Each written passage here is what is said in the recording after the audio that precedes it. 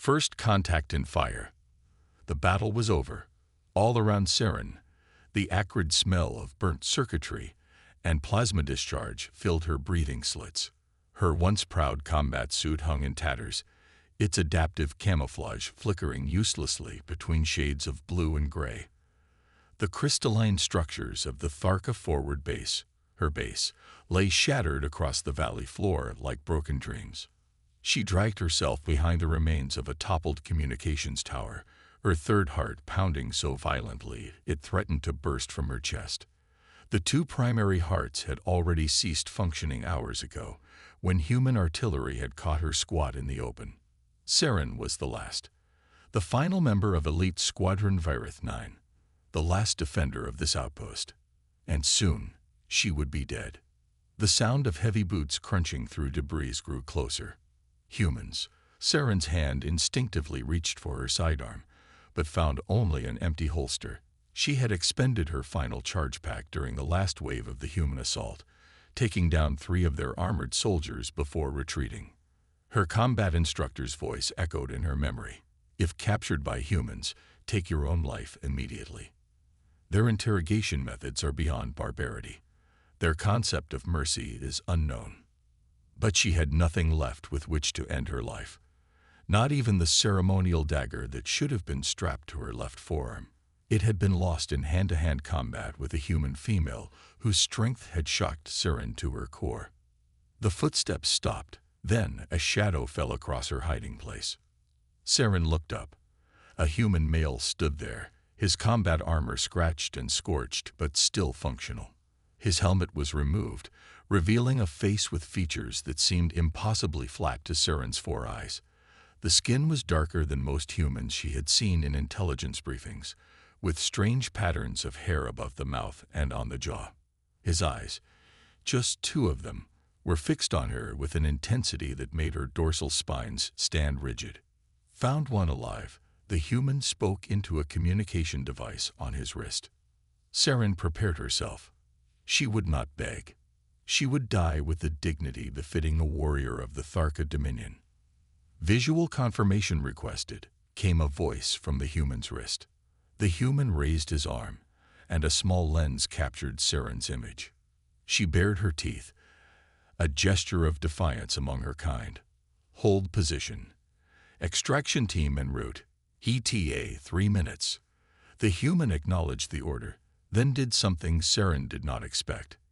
He knelt down, still keeping a safe distance, and placed a small object on the ground between them. Water, he said in heavily accented but recognizable Thurkan. Drink. Saren stared at the container, then at the human. Was this some kind of perverse game? A prelude to torture? Her body desperately needed hydration. Tharka physiology required more fluid intake than humans, especially after exertion. Poison? She asked, her translator struggling to form the human word. The human's face contorted in what she recognized from briefings as a negative expression. No poison, just water.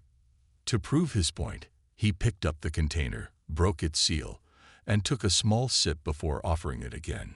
Saren hesitated, then reached out with trembling fingers. Her thirst overrode her caution. She drank deeply, the cool liquid soothing her parched throat membranes. The human watched her silently. His weapon remained holstered. Why? Saren finally asked. Why what? Why give water to enemy? The human seemed to consider this question carefully. War's over for you. No need for more suffering. This statement conflicted with everything Saren had been taught about humans. They were supposed to be savage, merciless creatures who delighted in causing pain. Species whose evolutionary path favored brutality over reason, whose expansion across the galaxy had been fueled by an insatiable bloodlust. Yet here was one, showing what appeared to be compassion. My name is Lieutenant Marcus Reeves, the human said suddenly. Earth Defense Force, 103rd Deep Strike Division. Saren blinked all 4 eyes in sequence, a gesture of confusion. Why tell name to prisoner? Because prisoners have names too, Marcus replied. It's how we remember we're all just people caught in something bigger than ourselves. Before Saren could process this strange philosophy, the ground trembled as a human transport vessel descended nearby, kicking up clouds of dust and debris. Marcus stood. They'll treat your wounds. You'll be taken to a processing facility. Answer their questions truthfully. They'll know if you lie, and you'll be treated fairly. Humans do not treat Tharka fairly, Saren said, repeating what she had been taught since childhood. For the first time, Marcus's expression showed something like frustration. That's what they tell you about us. Just like they tell us you eat human children and worship death. Maybe neither side has the whole truth. The transport's boarding ramp descended, and 4 armed humans emerged, moving with practiced efficiency. Lieutenant Reeves, one called out. We'll take it from here. Marcus nodded, but before stepping away, he looked at Saren one last time. What's your name? She hesitated, then answered. Commander Saren Valthree, Elite Squadron Virith 9. Good luck, Commander, Marcus said. Then he was gone, replaced by the extraction team who secured her with energy restraints and led her to the transport. As the vessel lifted off, Saren caught a glimpse of Marcus through a viewport. He stood amid the ruins, watching the transport rise, a solitary figure surrounded by destruction. The processing facility was not what Saren expected. There were no torture chambers, no screaming prisoners. Instead, she was placed in a clean cell with a sleeping platform configured to accommodate Tharka physiology. Her wounds were treated by automated medical drones that worked with efficient precision. Days passed. She was questioned repeatedly, but never harmed. The interrogations were conducted by a human female who identified herself as Dr. Eliza Chen, a xenopsychologist specializing in Tharka culture. We know your squadron was defending something important, Dr. Chen said during their 4th session. Something beyond a standard military outpost. Saren maintained her silence. She had provided only her identification code and rank, as required by Dominion protocols. The war has been going on for 17 Earth years, Dr. Chen continued. Millions dead on both sides, and neither side seems to remember how it started. This caught Saren's attention. She knew exactly how the war started, with the human massacre at the Tharka colony on Praxis 3. Every Tharka child was taught this history. Dr. Chen noticed her reaction. You disagree. Tell me your version. Humans attacked without provocation, Saren said, breaking her silence for the first time in days. Slaughtered peaceful colonists on Praxis 3. Dr. Chen's expression remained neutral. Interesting. Our records show that Praxis 3 was an uninhabited planet until human settlers arrived. They were massacred by Tharka forces claiming territorial rights. Saren's spines rose in anger. Lies.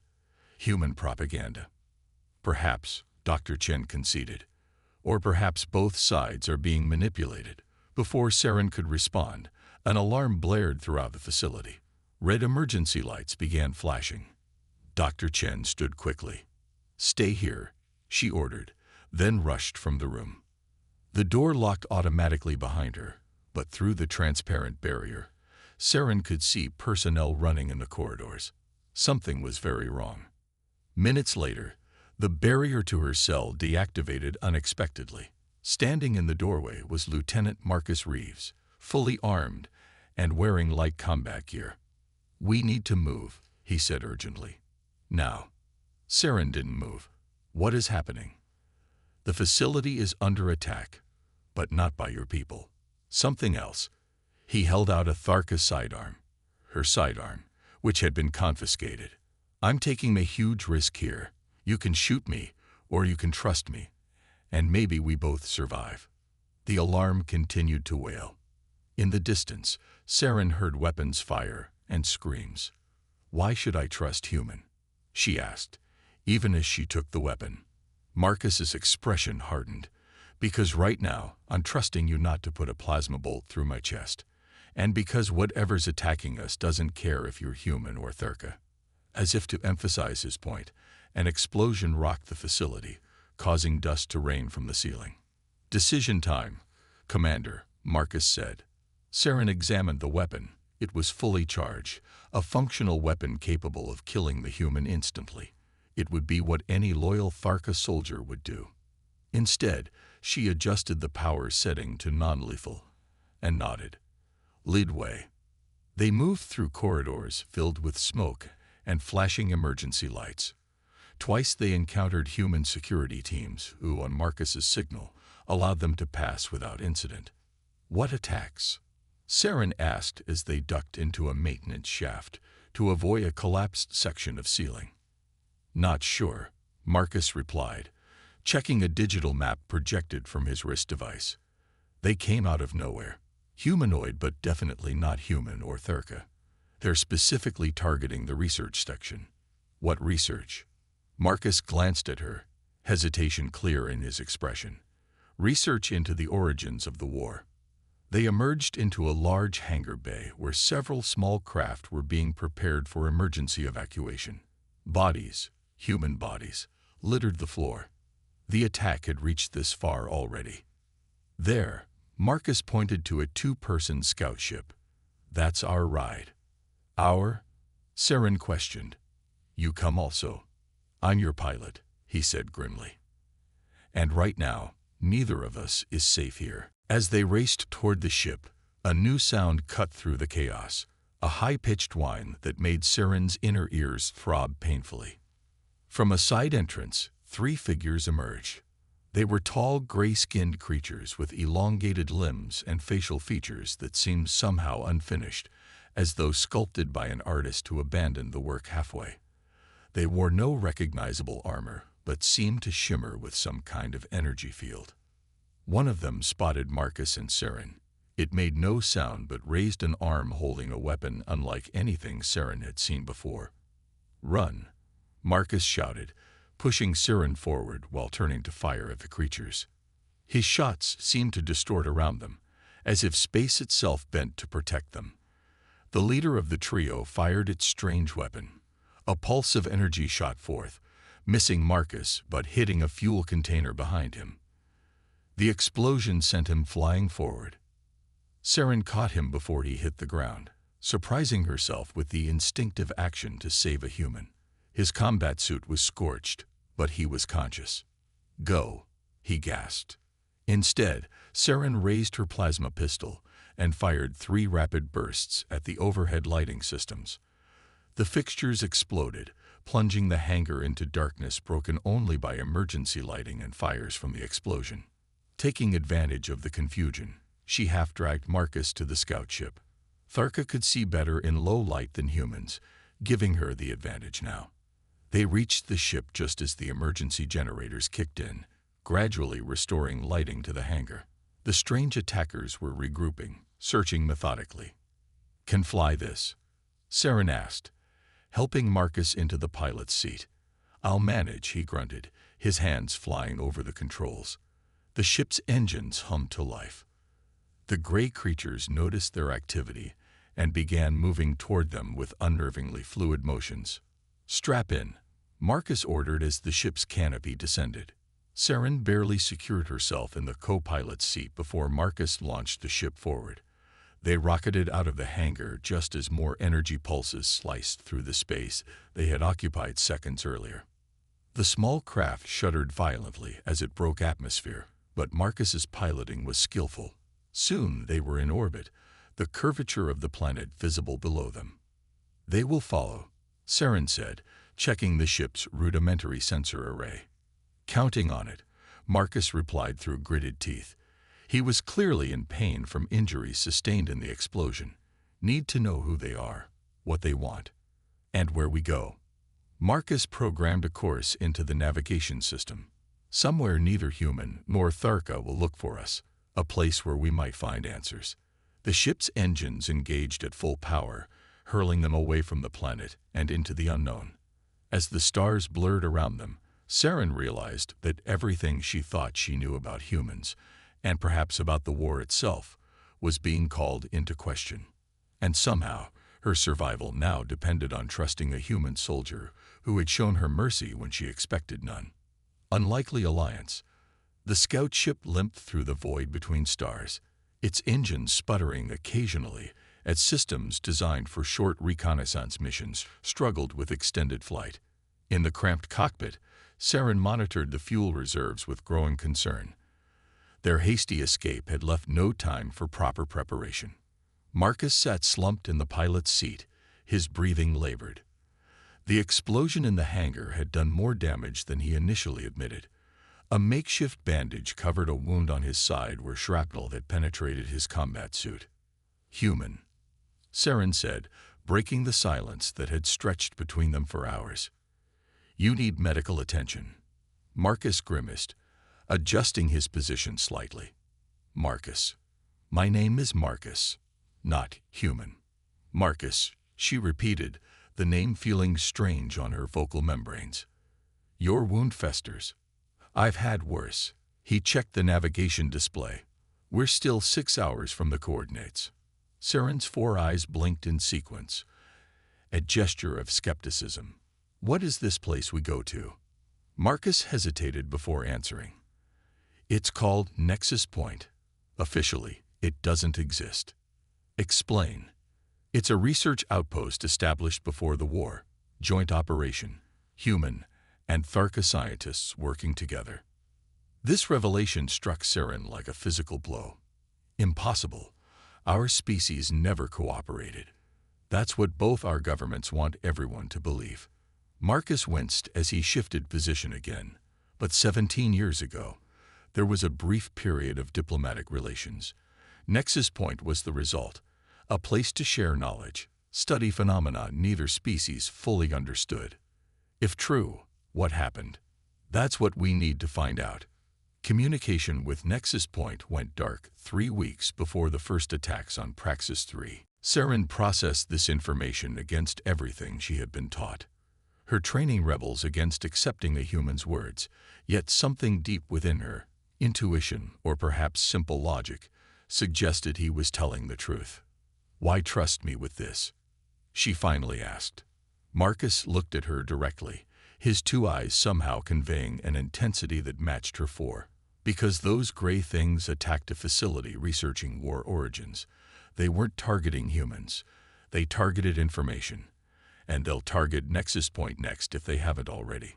And you need Tharka to access Nexus systems," Saren concluded. "Smart, Commander." Marcus attempted a smile that transformed into a grimace of pain. "You will not survive 6 hours," Saren observed clinically. "Medpack." Marcus nodded toward a compartment near the rear of the cockpit. "Basic field kit. Nothing special." Saren retrieved the medical supplies. Human medicine was different from Tharka treatments, but certain principles remained universal. She examined the contents of the kit, selecting antiseptic, synthetic skin sealant, and pain suppressors. "Remove armor," she instructed. Marcus looked hesitant. "You know human physiology. Know enough not to kill you." She made the clicking sound that served as Tharka laughter. "If wanted you dead, would have shot when you returned weapon." With obvious discomfort, Marcus removed the upper portion of his combat suit. The wound was worse than Saren expected, an angry, jagged tear where metal had pierced flesh between ribs. Infection was setting in, evidenced by the redness spreading outward from the injury.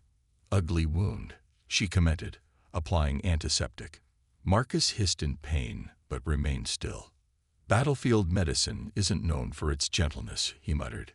"Same for Tharka." Saren worked methodically, cleaning the wound before applying the synthetic sealant. "We share this at least." As she worked, she noticed other scars on his torso, evidence of previous battles. One particularly pronounced mark ran across his chest in a pattern Saren recognized. "Tharka vibroblade," she said, indicating the scar. "You survived close combat with my kind." Marcus nodded. 3 years ago, border skirmish near the Cygnus Reach. Not many humans survive blade dance with Tharka warrior." "Not many Tharka survive either," he responded, a darkness passing over his features. "I didn't want to kill them. Any of them." This confession surprised Saren. Among her people, victory in combat was celebrated, especially against humans. To express regret for killing an enemy was considered weakness. Yet you fight in human army, she observed. I fight to protect my people. There's a difference between fighting because you have to and enjoying the killing. Saren finished applying the sealant and administered a pain suppressor. You are unusual human. And you didn't kill me when you had the chance, Marcus replied. Maybe we're both unusual. The ship's proximity alarm suddenly blared to life. A vessel had appeared on their sensors, closing rapidly. Configuration unknown, Saren reported, scanning the readouts. Not Tharka, not human standard design. Marcus straightened in his seat, ignoring the pain. Can you get visual? Saren manipulated the controls, bringing up a magnified image of their pursuer. The vessel was sleek, with an organic-looking hull that seemed to absorb rather than reflect light. Gray ones, she confirmed, referencing the strange attackers from the research facility. How did they find us? Marcus wondered aloud, engaging evasive maneuvers that the small scout ship could barely execute. Tracker, Saren suggested, already moving to scan their vessel. Her suspicion was confirmed when the scanner detected an unknown device attached to the ship's outer hull. There. External hull, section C7. Can't remove it while in flight, Marcus said grimly. And we can't outrun them in this ship. Options. Marcus studied the star charts. There's a debris field from an old battle about 20 minutes at maximum thrust. We might lose them there. Or trap ourselves, Saren countered. Better than being caught in open space. Their weapons technology is. He trailed off. Advanced, Saren finished for him. Beyond human or Tharka. Marcus pushed the engines to their limit, steering toward the coordinates of the debris field. The pursuing ship adjusted course to match. They're gaining, Saren reported. Tell me something I don't know, Marcus muttered, executing a series of evasive maneuvers that strained the ship's structural integrity. The debris field came into view, a sprawling graveyard of destroyed vessels, some human, some Tharka, floating silently in the void. Evidence of a battle no one had won. I recognize these ships, Saren said quietly. Battle of Viridian Crossing. My brother died here. Marcus glanced at her, but said nothing as he guided their vessel into the tangle of twisted metal and frozen corpses. The pursuing ship followed, more cautiously now. Their ship is larger, less maneuverable, Saren observed. Use that. Marcus nodded, threading their ship through increasingly narrow passages between hulking wrecks.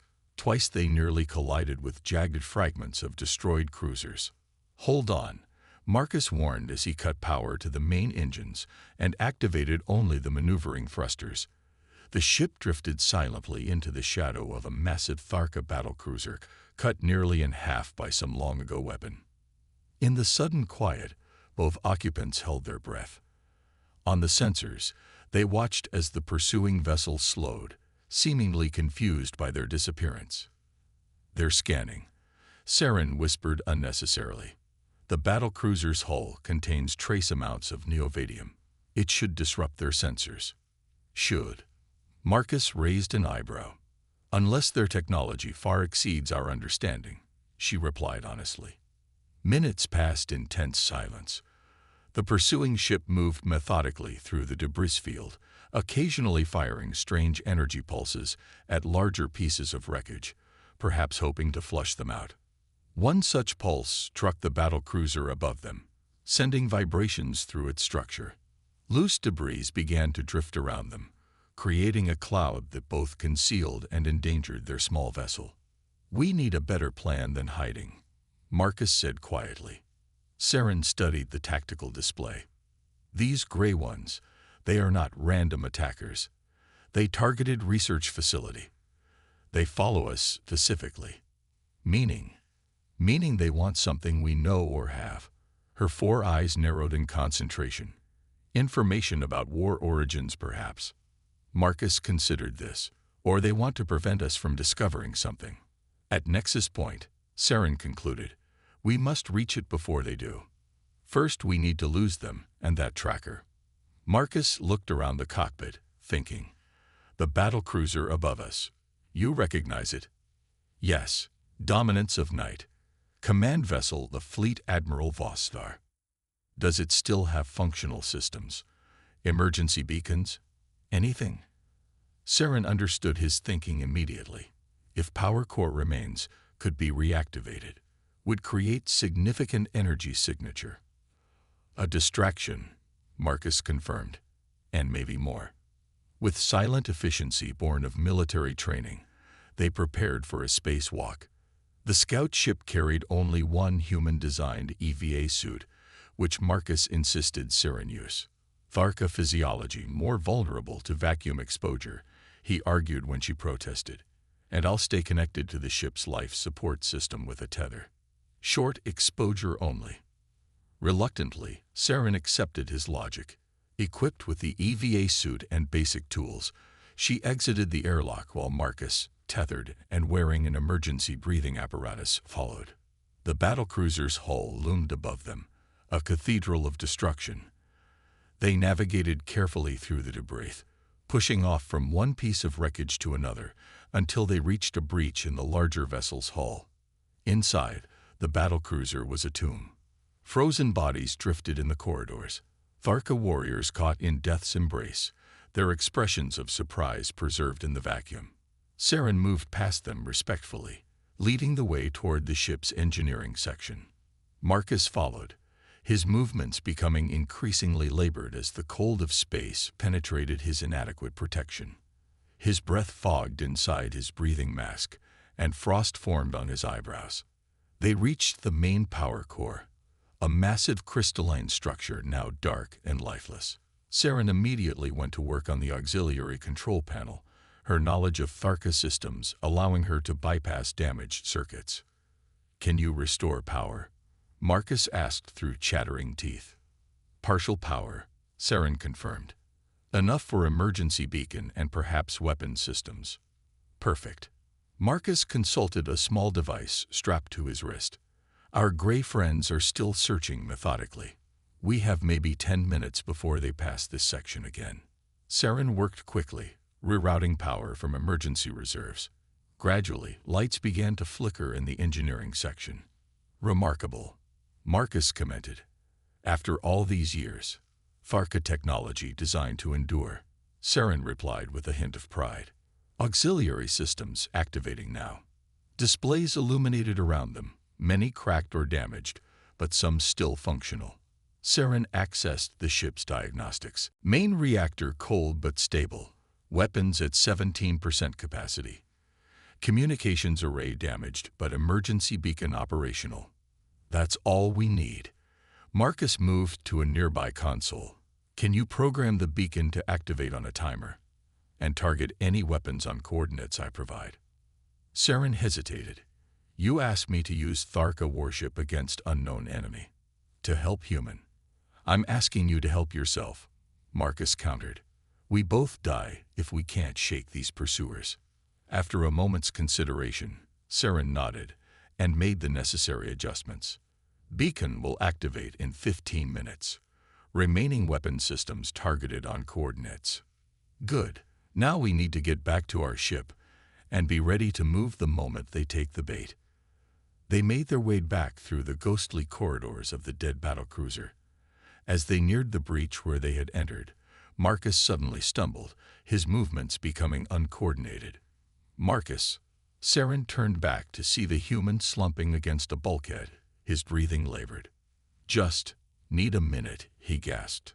Saren checked the indicators on his breathing apparatus. The oxygen level was dangerously low. The system hadn't been designed for extended use. "No minute to spare," she said firmly, grasping his arm and pulling him forward. "Move or die, human." Through sheer force of will, Marcus pushed himself away from the bulkhead and continued toward the breach. They exited the battlecruiser and made their way back to the scout ship, each movement requiring greater effort from the increasingly oxygen-deprived human. When they finally reached the airlock, Saren practically shoved Marcus inside before cycling the chamber. As atmosphere was restored, he collapsed to the floor, tearing off his breathing mask and gulping air desperately. Saren removed the EVA suit and immediately moved to the cockpit, preparing the ship for immediate departure. Behind her, Marcus dragged himself into the co-pilot's seat, still recovering. Status: he managed between deep breaths. Pursuing vessel approaching Sector 4, Saren reported, monitoring the sensors. We'll pass near battle cruiser in approximately 3 minutes. Perfect timing, Marcus said with a weak smile. Ready thrusters, but keep main engines powered down. We'll drift out once they're distracted.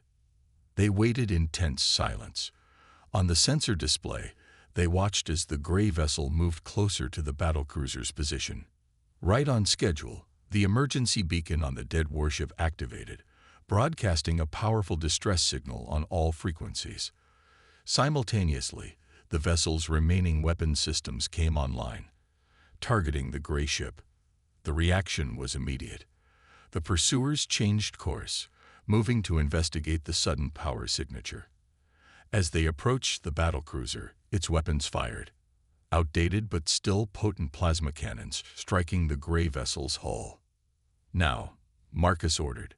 Saren engaged the thrusters, guiding their ship silently away from their hiding place, while the gray vessel exchanged fire with the automated defenses of the long-dead battlecruiser. We have clearance, Saren reported as they reached the edge of the debris field. Engaging main engines on your mark. Wait, Marcus cautioned, watching the sensor readings. They're disabling the battlecruiser's systems faster than expected. Let's put more distance between us first. They continued on thrusters only, gradually increasing the distance. The gray vessel was still engaged with the battlecruiser, but the ancient warship's defenses were failing rapidly against the advanced weapons. Now, Marcus finally said when they had reached a safe distance, maximum thrust, and plot a course that keeps the larger debris between us and them for as long as possible. Saren engaged the engines, and the ship shot forward. Behind them, the last weapons of the dominance of night fell silent as the gray vessel destroyed its power core. They will pursue once they realize deception, Saren said. Yes, but first they need to find us without their tracker. Marcus pointed to a flashing indicator on the ship's systems display. While you were working on the battlecruiser's systems, I programmed our ship to detach the tracking device when we hit full thrust. Saren looked at him with new respect. Clever human. Desperate human, he corrected. And we're not safe yet. Set course for Nexus Point. Maximum speed. As the ship accelerated away from the debris field, Saren glanced at Marcus. You risked life to save mine in vacuum. Why? Marcus considered the question seriously. Because I think we both want the same thing now. The truth about this war. And because, he hesitated, because maybe your life has value. Not as a Tharka, not as an enemy, but as a person. Saren was silent for a long moment, processing this idea that contradicted everything she had been taught about humans. Rest, she finally said. I will monitor systems. You require